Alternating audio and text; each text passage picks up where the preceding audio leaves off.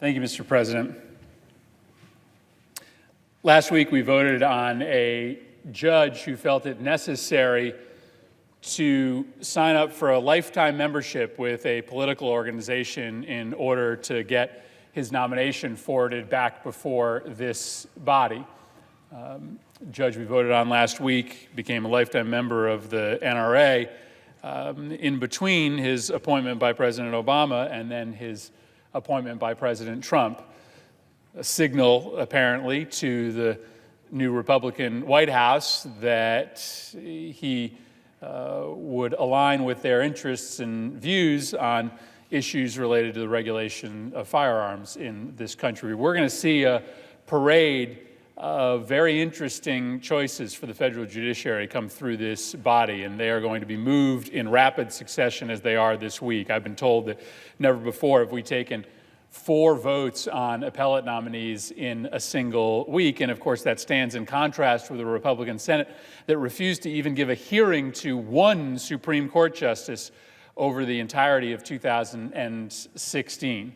I think it's worth noting that this body can move fast when it wants to, and yet we watched a Supreme Court seat be stolen by this Senate from a Democratic president who, by constitutional right, had the ability to make that appointment. I bring up the lifetime membership in the NRA because it is increasingly clear that you have to signal a level of extremism on issues like firearms in order to get your name brought before this body. And that signal is wildly out of step with where the American public is on many of these issues. I've come down to the floor, Mr. President, over the course of the last 4 years, every few weeks, in order to talk about the fact that there is no other country in the world where 80 to 90 people every single day die from guns. The numbers are just absolutely stunning. 2,800 people a month die from guns, 33,000 a year. The majority of those are suicides, but there are record numbers of homicides and accidental shootings in this country. And Americans, by and large, don't accept this rate of slaughter. Americans want us to change our laws, and they don't want a judiciary which is going to stand in the way of Congress's ability to follow the wishes of our constituents. I've been coming down to the floor to tell the story of the victims because my hope is that though the data hasn't moved this Congress, 90% of Americans want stronger gun laws. Data incontrovertibly shows that in places that have universal background checks or laws requiring you to get local permits before you buy a gun, there are less gun crimes. Maybe if the data doesn't move my colleagues, the stories of the victims will. Dion Rodney was shot on October 14th of this year, just a few weeks ago. He was working at Just Right Cuts, where he was a barber. It was in Bridgeport, Connecticut. He was the 22nd homicide victim in Bridgeport this year. He had just finished cutting a young boy's hair in a chair when a masked gunman chased somebody else into the barber shop.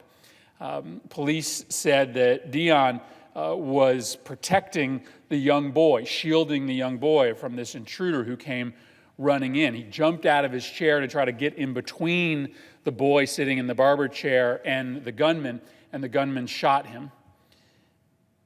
The owner of the barbershop said Dion had just finished his haircut and the boy was getting ready to go outside when the gunman came in. He saved everyone in the barbershop.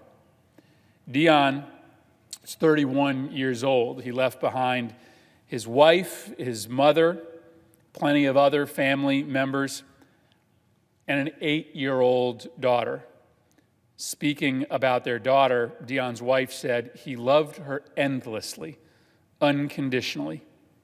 His mother said, Dion is a part of me. He was my son, but he's also my friend.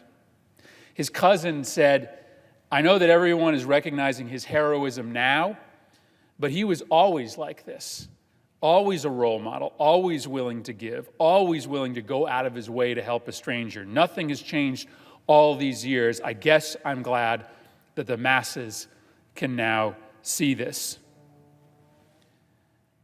The owner of the barber shop went on to say, Dion's dead because of these people running around with guns.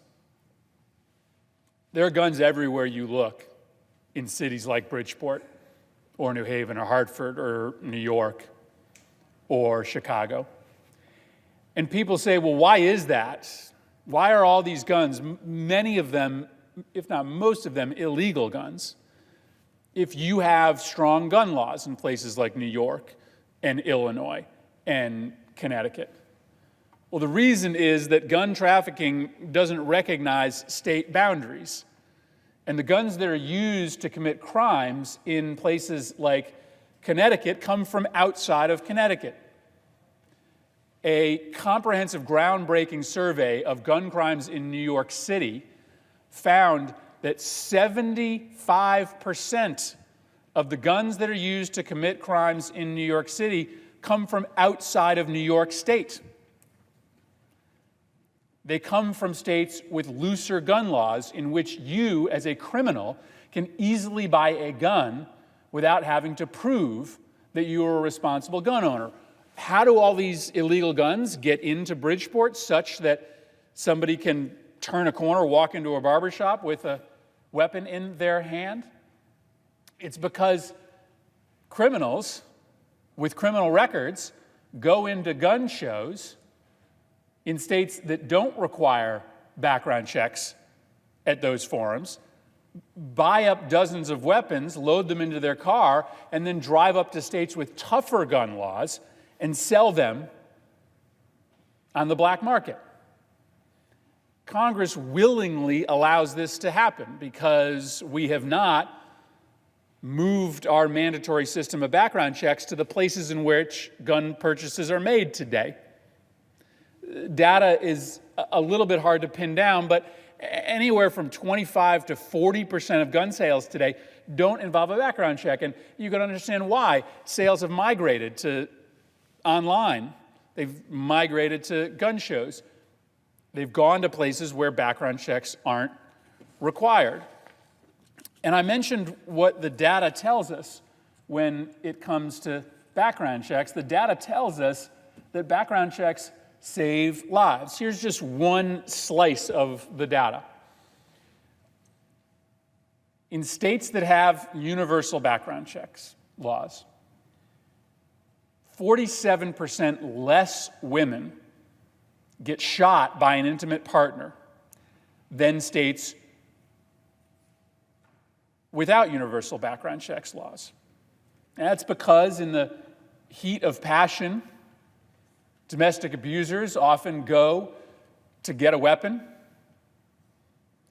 use it to perpetuate a domestic violence crime. You can't do that if you have a domestic violence history in a state with a universal background check law, because wherever you go, you're going to be prohibited from buying that weapon. Since November of 1998, more than 2.4 million gun sales to prohibited purchasers have been prevented because of background checks. 2.5 million people who were criminals or who were addicts or who were seriously mentally ill were stopped from buying guns because of our background checks laws. But because we now have at least 1/4 of all sales happening without background checks, that means that there are hundreds of thousands of criminals, hundreds of thousands of people with serious mental illness who are able to buy guns. So it's not surprising that 90% of Americans, 90% of gun owners, 90% of Democrats, 90% of Republicans support expanded background checks. I would argue that there's not another issue out there in American politics today that enjoys 90% support amongst Republicans and Democrats. Senator Durbin corrected me the other day and said the latest survey says that the number is actually 94% support from Republicans and Democrats. The only slice of the American electorate that you can get under 90% support of background checks is NRA members. And NRA members support universal background checks at a 75% clip. So background check saves lives. They are supported by the vast majority of the American public, and yet we can't get it done. This month, I, along with a couple dozen co-sponsors, introduced a new version of legislation allowing for background checks to occur in every commercial sale that's conducted in this country, with common sense exceptions, making sure that when you're gifting a firearm to a family member or you're loaning a gun to a friend who wants to take it to go hunt, that you don't have to conduct a background check in those circumstances. But if it's a traditional arm's length sale, then you have to go through a process which normally takes 10 minutes in order to prove that you're not a criminal. Again, this proposal is supported by 90% of Americans, and it's time that we recognize that it is directly connected to this epidemic of gun violence that plagues the country. But let me close by making another argument to you.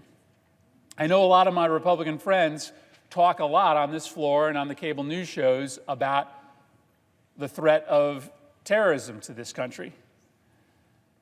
Well, when the terrorists decided to use planes as their weapon of choice to attack our country, we changed the way that our law protects us from attack by airplane. We made sure that we screened individuals before they got onto these planes to make sure that they don't have weapons or bomb-making material that could ultimately threaten the rest of us. We now all take off our shoes every time we get onto an airplane because we recognize that we needed to change our laws to understand that these planes were being used to attack American citizens. Well, these terrorist groups have recognized that it's now pretty hard to get somebody with a weapon or an explosive device on a plane, and so they are now directing would-be attackers to a different forum. An issue of Ramaya, which is ISIS's propaganda magazine, encouraged recruits in the United States to take advantage of our loose gun laws. And it specifically told people to go to gun shows where you will not have to present identification or submit to background checks in order to buy military-style weapons that you can use to kill dozens of Americans. ISIS and Al-Qaeda are telling their potential recruits in the United States to go to gun shows so that they don't have to submit themselves to a background check, so that there is no paper trail of the gun that they are buying in order to kill Americans. Why wouldn't we adjust our laws to recognize that the new weapon of choice of terrorists is not an airplane, but it is today a tactical weapon bought outside the background check system? I got a million more reasons why we should do what 90% of the American public wants. And someday maybe we'll get there. 33,000 people a year, 2,800 a month, 93 a day. That is a rate of gun violence that is not twice that of other industrialized nations. It's not 5 times, it's not 10 times, it is 20 times higher than the rate of gun violence in other industrialized countries in this world. And it's not because we have more people that are mentally ill. It's not because we spend less money on law enforcement. It is by and large because we have a set of gun laws that allow for illegal guns, dangerous weapons to flow into the hands of very dangerous people. I hope my Republican colleagues will take a look at the new background checks legislation that I've introduced with many of my colleagues, and we can finally get to a place that 90% of our constituents want us to be. I yield the floor.